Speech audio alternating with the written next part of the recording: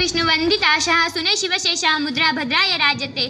मुद्रा माझा छत्रपती शिवरायांना, मुद्रा माझा रयतेच्या राजाला, ज्याच्या भक्तीला जोड नाही, ज्याच्या शौर्याला तोड नाही, जो अखंड आहे सागरा समान, ज्याचं छत्र म्हणजे आभाळा समान, जो त्या सूर्याची शान, मराठी मनातला धगधगता स्वाभिमान, आणि काळीज आहे सह्याद्रीचं, ज्याला शिवशंभूचा अभिमान, महाराष्ट्राच्या देव्हाऱ्यात ज्याचं पहिलं स्थान, मराठ्यांचा जो भगवा कृपावंत आहे, आसमंत आहे, दयेचा वसंत आहे, हे ज्यांच्या कुशीतून स्वराज्याचं देखणं स्वप्न उदयास आलं, त्या राजमाता राष्ट्रमाता माँसाहेब जिजाऊंना माझा मानाचा मुजरा। इतिहासाच्या पानांवर ज्यांची सही नाही तर त्यांच्या तलवारीचे घाव आहेत, इतिहासाच्या पानांवर ज्यांची सही नाही तर त्यांच्या तलवारीचे घाव आहेत, मस्तकी जळास तिळक नाही तर रयतेचा आशीर्वाद आहे, ज्यांच्या रक्तामध्ये स्वराज्याचं नावाचं वेड नाही तर रयतेचा आशीर्वाद आहे, अशा युगपुरुषाला माझा मानाचा मुजरा। रुद्राचा अवतार तो वाघाचा ठसा होता, अरे रुद्राचा अवतार तो वाघाचा ठसा होता, विचारा त्या सह्याद्रीला माझा शिवबा कसा होता, अयोध्येत जसा राम होता, संस्कारातून जपला जाणे जिजाऊंचा वसा होता, संस्कारातून जपला जाणे जिजाऊंचा वसा होता। आपल्या नावामागे आपल्या या महाराष्ट्रामध्ये अगदी आझादीच्या काळापासून आपल्या नावामागे मराठा नावाची उपाधी लागते। नक्की हा मराठा शब्द आहे काय तरी काय? अरे साधा आणि सोपा अर्थ आहे या मराठा शब्दाचा। मराठा म्हणजे वाघासारखी डरकाळी फोडणारा, अरे मराठा म्हणजे चित्त्याच्या चपळाईने शत देणारा म्हणजे मराठा, अरे मराठा म्हणजे वाघासारखं तुफान काळजात घेऊन फिरणारा म्हणजे मराठा, अरे मराठा म्हणजे मुंगीच्याही वाट्याला न जाणारा पण गरज पडल्यास आकाश पातळी करणारा म्हणजे मराठा। आणि याच मराठा शब्दावर जेव्हा शिवरायांच्या जिरेटोपाची, माँसाहेब जिजाऊंच्या पदराची वेलांटी लागते ना, तेव्हा मराठाचा मराठी शब्द तयार होतो, आणि हाच मराठी शब्द आमच्या सर्वांच्या हृदयात अभिमानाने भरून येतं। हे वेगळं सांगण्याची गरज नाही माझ्या मावळ्यांनो।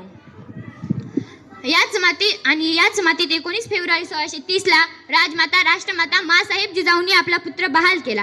पुत्र महाराष्ट्राला झाला, पुत्र सह्याद्रीला झाला, पुत्र भारत मातेला झाला, सुलतानांचा काय जन्माला आला, अरे त्या औरंग्यासाठी कृष्णा जन्माला परस्त्री ही माते समानच असली पाहिजे।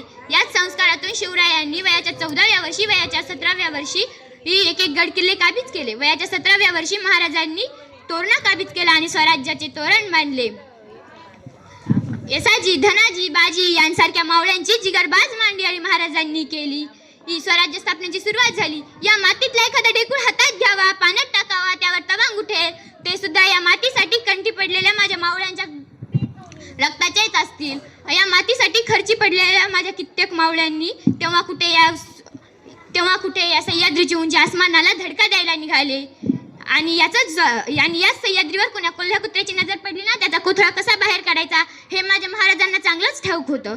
याचं ज्वलंत आणि जागतं उदाहरण म्हणजे अरे हरे रंग का सपना लेक आया था अफजल खान इस माती में, अरे हरे रंग का सपना लेक आया था अफजल खान इस माती में, इसी छत्रपति ने घुसा दिया था भगवा उसके छाती में, छत्रपति ने घुसा दिया था भगवा उसके छाती में। मुंगीलाही कसाट्यातून सुटणं अशक्य, अशा वेड्यातून, अशा पन्हाळ्याच्या वेड्यातून महाराजांनी स्वतःची सुटका करून घेतली।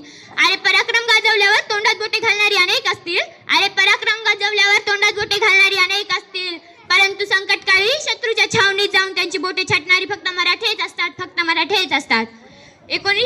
1674 रोजी महाराजांनी राज्याभिषेकाचा मोठा घाट घातला। राज्याभिषेकाचा घाट पाहून शत्रू सुद्धा महाराजांचे वर्णन करताना सांगतो, शहजादे हम खुश नसीब बड़े, अरे शहजादे हम खुश नसीब बड़े कि हमें दुश्मन मिला ओ भी शिवा जैसा। दृष्ट ऐवनांच्या छाताडावर शिवशंकराने तांडव केला, रयतेचे सुख रक्षिणारा रणमात्रंडाज सिंहासनाधीश्वर झाला। किनाऱ्यांची किंमत समजायला लाटांजवळ जावं लागतं, पाण्याचे मोल समजवण्यासाठी दुष्काळात फिरावं लागतं, आणि शिवरायांचा लाख मोलाचा इतिहास समजण्यासाठी मराठीच असावं लागतं। जय